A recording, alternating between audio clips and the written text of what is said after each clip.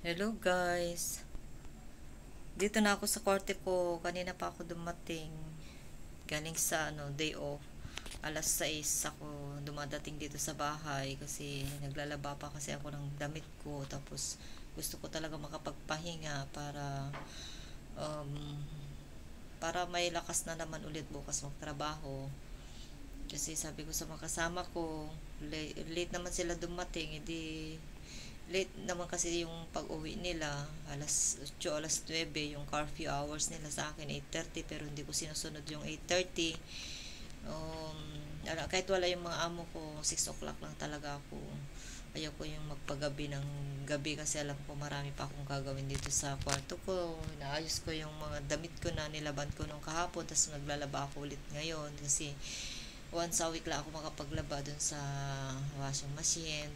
Pero nilalaban ko naman yung mga medyas ko, saka panty, mga underwear, everyday. Pero yung mga damit ko, pang 1 week. Umuulan na naman guys, tag-ulan na dito sa Hong Kong. Sabi ng amo ko, winter time, winter season. So, ngayon, nakapagsampay na ako, kulang yung sampayan. Pinagsampayan ko na tong dito sa mga ng bed ko, sa taas. Tapos, ipapakita ko sa inyo ang aking kakainin ngayon. Busog na ako. Busog pa kasi ako kanina. Parang ayaw ko nang kumain. Pero, parang nagutom din ako. Nagpainit ako ng tubig. Ito, ang kainin ko pala ay binili namin na biko. Bale, in-order ng kasama ko doon sa kasamahan niya dati. Kasi 7 months, 8 months na siya. Kaya, marami siyang kakilala. Kaya, marami siyang may nagpapa-order sa kanya, mga kakilala niya din sinamahan kami mag-order. Alam niyo yung bayad nito 8 isa. So okay na rin guys kasi makatikim kami ng biko. Sila yung gumawa din, mga OFW din dito. Pero hindi ko magawa dito kasi mahirap din yan gawin. Saka dito lagi yung amo ko. So, maalis lang sila biyernes ng hapon, ganun. Tapos ito, bigay ng kasama ko. Salamat pala sa nagbigay. Si Rose. Si Rose, yun nga. Siya yung nag-order. Sa yung 8 months na siya dito. Kami, 1 month pa lang ako mahigit. Magto 2 months pa lang sa 12. So, ito na yung mga ko, pagkape ko. Nagpapainit pa ako nagpapakulo pa ako ng tubig.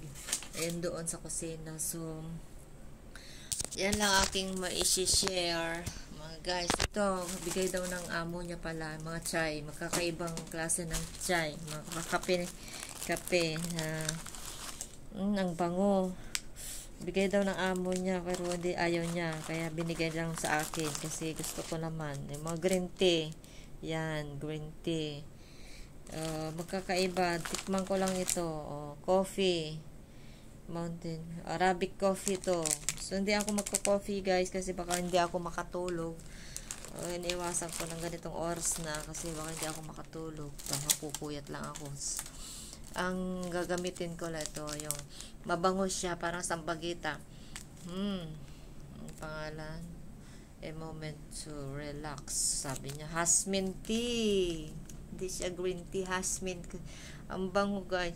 Jasmine tea, kaya pala ang bango. So, mag-try tayo guys. May binili akong andun na sa taas.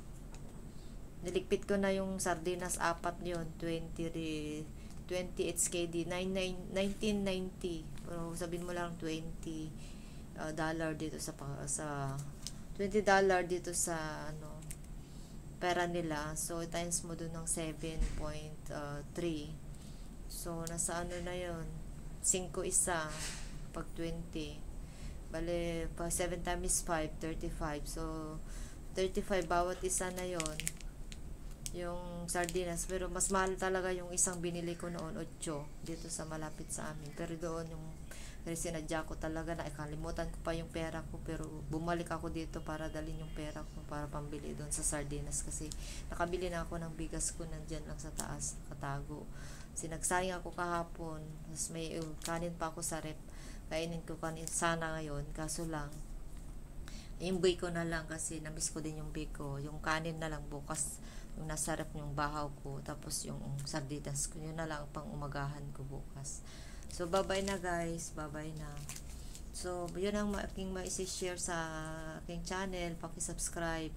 So yun ang para makapulot kayo ng mga buhay namin dito sa Hong Kong, yung mga nagbabalak papunta dito, mga OFW from Middle East, kasi galing din naman ako sa Middle East. Kaya pag balak yung pumunta dito, expected yun yung katulad ko na ganito yung buhay namin dito. Kailangan namin bumili ng pagkain namin kasi hindi sapat yung pagkain dito na, pero kung diet ka, pwede mo silang gayahin. Aso lang, nagtatrabaho tayo guys, kailangan natin ng maraming makain para panglakas tayo. So yan na guys, yan na lang. Nako, nagdakdak na naman ako ng marami. 6 minutes na to, mahirapan ako mag-upload. So putol-putulin natin yung aking video mamaya ulit, o bukas ulit, next time ulit mag-video ako ulit, tapos upload. So para hindi kayo maboring, hindi ko rin ako mahirapan mag-upload. Pag mahaba, mahirap mag-upload. Nagmamadali kasi ako sa pag-upload, dami kong gagawin. So bye bye na guys, bye bye na. So wala yung amo ko, kaya ako makapagdakdak ngayon. So bukas sila uuwi, Sunday, uuwi sila sa mama nila. Sama yung bata, ang maganda, yung bata malaki na, hindi na ako sinasama. So bye bye na.